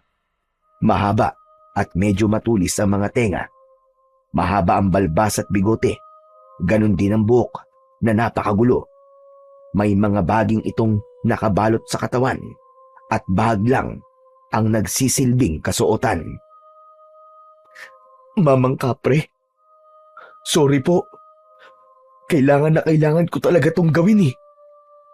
Malapit ang kinalalagyan ni Simon sa palad ng kapre kung nasaan ang mahiwagang tabako nito. Mabilis na kumilos ang binata at gamit ang kaliwang kamay, dahan-dahan niyang kinuha ang bagay na yon. Ngunit dahil hindi sapat ang haba ng braso niya, sandaling huminto ang binata. Inilibot niya ang paningin at naghanap ng may kahabaang sanga. Napangiti siya nang makakita malapit sa ulo niya. Sakto rin na parang may panungkit yon upang makuha at hindi mahulog ang tabako. Bumalik siya sa ginagawa. Marahan niyang itinutok ang sanga sa tabako at dahan-dahan itong sinungkit. Sandali pang gumalaw ang kapre, kaya naman dun lang siya nakaramdam ng kaba. Ilang sandali pa, tuluyan niya itong nasungkit palapit sa kanya. Agad niya tong hinawakan. Yes! Gaya ng punyal, nang mahawakan ng binata ang tabako ng kapre, may parang bultahe ng kuryente ang dumaloy doon. Mas malakas at mas mainit. Kaya naman, hindi niya maiwasan ang mapasigaw hanggang sa nagising ang kapre. Naku po! Hindi ko intensyon na! Ah! Bago pa man maituloy ng binata ang gusto niyang sabihin, nahawakan na siya ng kapre. Marahan siyang inilapit ng nilalang sa mukha nito at doon ay ramdam na ramdam ni Simon ang matinding takot. Nanginginig ang buong katawan niya habang nakatitig sa mabangis na mata ng kapre. Bigla siyang napalingon sa ibaba nang marinig ang sigaw ng pinsan niyang si Potpot. Nanlaki ang mga mata niya nang makita ang pagdating ng ilang aswang. Mabilis ang mga galaw, gutom na gutom ang itsura na animoy mababangis na mga hayop. Agad na inilabas ni Potpot ang kanyang punyal at mag-isang hinarap ang mga aswang. Buo ang loob nitong lumaban kahit nag-iisa. Muling ibinalik ni Simon ang tingin sa kapre. Takot man, pinilit niyang magsalita. Bitawan ang mga salitang kanina pa niya gustong ilabas. Please naman, Mamang Kapre, pakawalan mo muna ako. Kahit ngayon lang, please. Nasa panganib ang pinsan ko sa babae. Kailangan ko siyang tulungan. Kailangan ko munang gamitin ang sigarilyo mo. I mean yung tabako mo. Pagkatapos ito, promise, ibabalik ko rin. Please, sige na, pagbigyan mo na ako. Ngayon lang to. Ilang segundo siyang tinitigan ng kapre. Ilang saglit pa, ibinaba siya nito sa lupa. Uy, thank you, thank you. Maraming salamat po, Mamang Kapre. Agad na inilabas ni Simon ang punyal. Hinawakan niya ng maigpit ang tabako sa isang kamay. Pinagmasdan niya ito ng mabuti. Hindi na mamatay ang baga nito. Habang hawak ang dalawang kamay, ramdam ni Simon ang kakaibang init na dumadaloy mula sa palad niya. Pinikit niya ang mga mata. Huminga ng malalim at nakaramdam siya ng lakas at tapang. Bahala na si Batman. Susundin ko na lang kung ano ang tatakbo sa isip ko. May mga naririnig siyang bulong sa kanyang isip. Sinundan niya yon. Hinit-hit niya ang tabako nang makitang may papalapit sa kanyang aswang. Ilang sandali pa, ibinuga niya ang usok. Makapal na usok ang lumabas sa kanyang bibig. Ayos ah! Ang angas naman ito!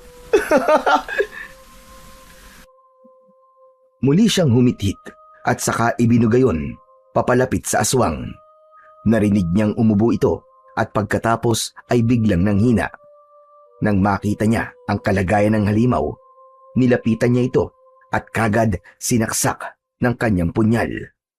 Ngunit habang tumatagal ang laban nila sa mga aswang, napansin nilang tila mas dumadami ang mga ito. Galit na galit ang mga ito sa kanila habang sumusugod. Anak ng 7 kagaw, oo. Bakit parang hindi sila nauubos, Insan? Pagod na ako. Ang dami pa nila. Madami na tayong napapatay. Pero, kakayanin pa ba natin to? Oo nga eh. Insan, mukhang kailangan natin patayin ang puno nila. Ano? Anong puno? May nabasa ako sa isang website. Kailangan patayin ang pinuno nila. At sa palagay ko, yung matandang aswang ang pinuno nila. Kailangan natin siyang mahanap at mapatay. Tapos, hihinto na ba sila nun? Hindi rin ako sure eh. Pero gusto ko na maniwala doon sa website.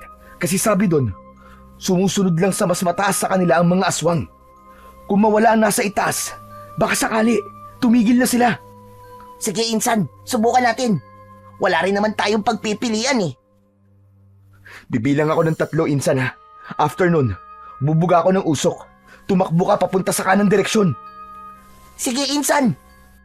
1, 2, 3! Pagkatapos humit-hit ni Simon ng tabako, ibinuga niya ang mas makapal at mas malakas na usok.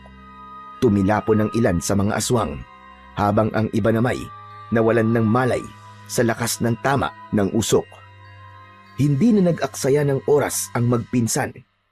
Mabilis silang tumakbo, binaybayan daan pakanan, hanggang sa makarating malapit sa baybaying dagat. Nang masigurong wala nang humahabol, huminto ang dalawa at naupo sa buwanginan. Kapwa sila hingal na hingal, halatang pagod na pagod at kabado pa rin sa mga nangyari. Tahimik ang paligid, ngunit mas mabilis pa rin ang tibok ng kanilang mga dibdib. Akala ko, hindi na tayo makakatakas sa mga yon, Insan. Mas marami pa sila kaysa sa mga aswang na lumusob sa baryo. Mabuti na lang at hawak mo na ang mutya ng tabako. Kumusta naman, Insan? Ayos. Ayos na ayos to. Libre, Yossi. Iyan ka na naman eh. Nasa panganib na nga tayo eh. Nakukuha mo pang magbiro. Pambihira ka talaga, oo. Sorry na. Pero insan, honestly, na-amaze talaga ako dito. Pero parang natatakot din. Natatakot ka? Bakit naman? Alam mo bang maraming naghahangad ng ganyang kapangyarihan? Eh, ikaw lang yata ang narinig kong natakot eh. Masaya naman ako na nasungkit at nakuha ko to, pero natatakot din ako dahil kakaiba pa lang kayang gawin ng ganitong uri ng bagay. Nung nasa Maynila ako, hindi talaga ako naniniwala na nag-i-exist ang mga powers o magic gaya nito. Nakakatakot na kapag nahawakan to ng masamang kamay, ay kaya nitong makapanakit. Yun pala ang bagay na hindi ko pa nasasabi sa'yo, Insan. Anong ibig mong sabihin? Ayon kay Lolo Berto, hindi lahat ng tao o kahit maging ng albularyo ay karapat-dapat para sa mutya. Marami ng albularyo, manggagamot at antingero na ang sumubok sa angkan natin. At marami-rami na rin ang hindi nagtagumpay. Teka, hindi ko magets yung sinasabi mo eh. Ibig kong sabihin, hindi lahat ay pinagkakatiwalaan ng mutya. Kung ibibigay o ipapahawak mo man yan sa akin, hindi ibig sabihin nun ay kaya ko nang gamitin ang kapangyarihan yan. Kapag hindi ako ang karapat-dapat, hindi yan gagana kahit na ano pa ang gawin ko. So you mean, karapat-dapat ako dahil nagagamit ko to? Ganun na nga. Kaya huwag ka rin kabahan na mapunta yan sa masamang tao. Hindi rin naman nila magagamit yan eh. Ibig mong sabihin mabuting tao ko? Seryoso ka ba dyan sa sinasabi mo? Paano ako magiging mabuting tao? Eh hindi nga ako naging mabuting anak. Parang di ko naman deserve to. Nako, alam na alam ko na yan. Sa totoo lang, alam ko na mabuting tao ka at mabuting anak ka rin. Minsan kasi alam mo, nagsisinungaling tayo eh. Kunwari, hindi natin sila mahal. Pero may mga pagkakataon na hindi natin inaamin o sinasabi sa iba yung totoong laman ng puso natin. Naging masama man ang pinakita mo sa mama mo, alam kong alam mo na hindi ikaw yun. Napaisip ang binatang si Simon sa mga sinabi ng kanyang pinsan na si Potpot. Mukhang totoo nga. Kahit pa puro kasungitan at galit ang ipinakita niya noon, lalo na sa kanyang ina, alam niyang sa loob-loob niya ay hindi naman talaga yon ang nais niya. Nadala lang siya ng matinding emosyon at puot mula nang mamatay ang kanyang ama. Habang tahimik siyang nakatitig sa malayo, nagsimulang umapaw ang lungkot sa kanyang puso.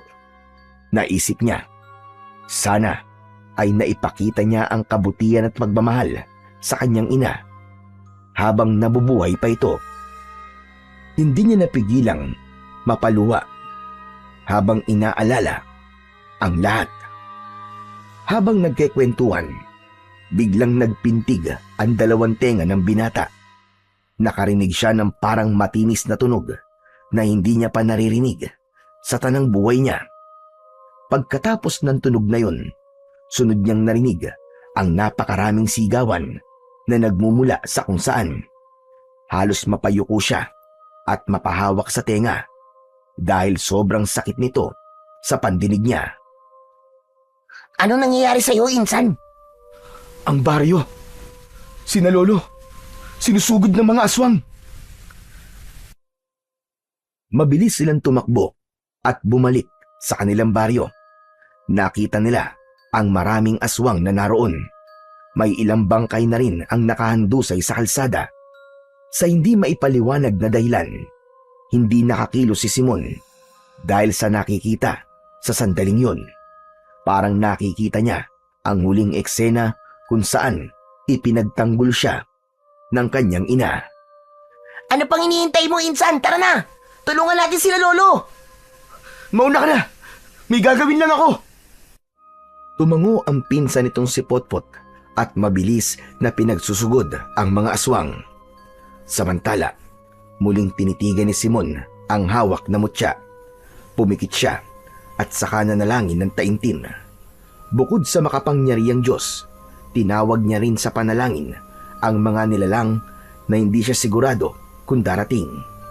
Pagkatapos, isang malakas na sigaw ang pinakawalan niya at saka isa-isang muling pinagpapapaslang ang mga aswang. Wasiwas dito, wasiwas doon. Ang bawat tatamaan ay kagad na tumitilapon at nawawalan ng buhay. Isang malakas na buga ang ibinigay niya at halos sabay-sabay na nagtalsikan at nahimatay ang mga aswang na nasa harap niya. Huwag niyo akong biguin! Kailangan ko kayo, please! Ilang sandali pa, napahinto ang lahat sa labanan nang magkaroon ng mahinang lindol. Mula sa nagtataasang puno ng kagubatan na nakapalibot sa baryo, naglabasan doon ang higit sa 10 mga kapre. Ang mga tao ay agad na nagsiyuko at nagsipagtago dahil sa takot. Samantalang mga aswang naman ay dahan-dahang napapaatras nang makita ang mga ito. Gamit ang mutya ng tabako at isip, inutusan ng binata ang mga kapre na sugurin at ubusin ang mga aswang. Hindi nga siya nagkamali dahil isa-isa ngang sumugod ang mga yon.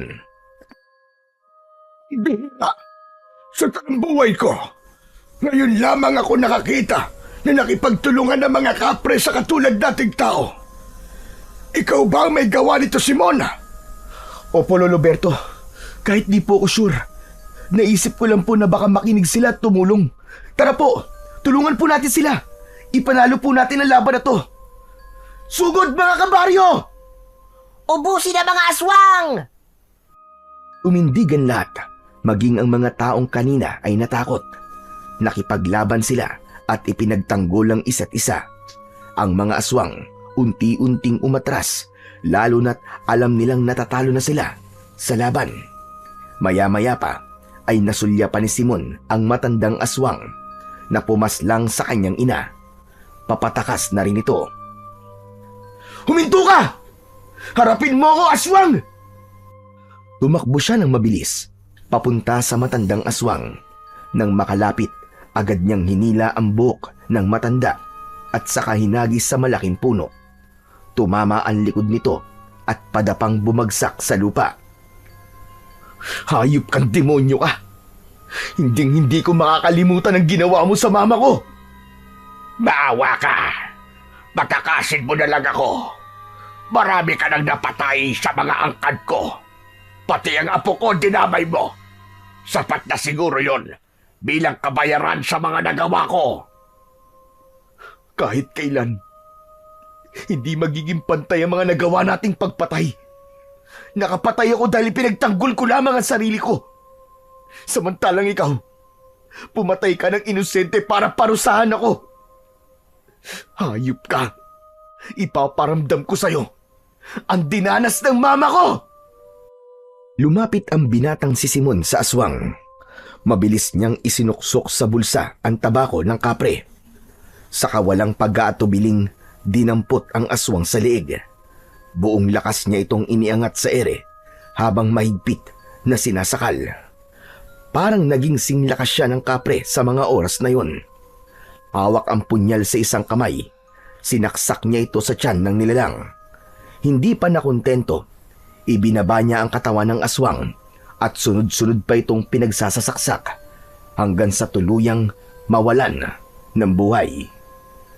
Nang matiyak niyang wala ng hininga ang nilalang, hiniwa pa niya ang leeg nito. Gusto niyang masiguro ang kamatayan nito. Pagkamatay ng matandang aswang, nagsitakbuhan sa takot ang iba pa nitong mga kasamahan. Kasabay ng kanilang pag-atras, bigla ring bumuhos ang malakas na ulan, parang sumabay sa tagumpay na tinamo ni Simon. Sa gitna ng ulan, nakita ng mga tao ang unti-unting pag-alis ng mga kapreng tumulong sa kanila. Isa na lang ang natira, ang kapreng pinagkuhanan ni Simon ng mutya ng tabako. Nilapitan ito ni Simon. Tahimik niyang iniabot pabalik ang mutya ng tabako. Saglit silang nagkatinginan.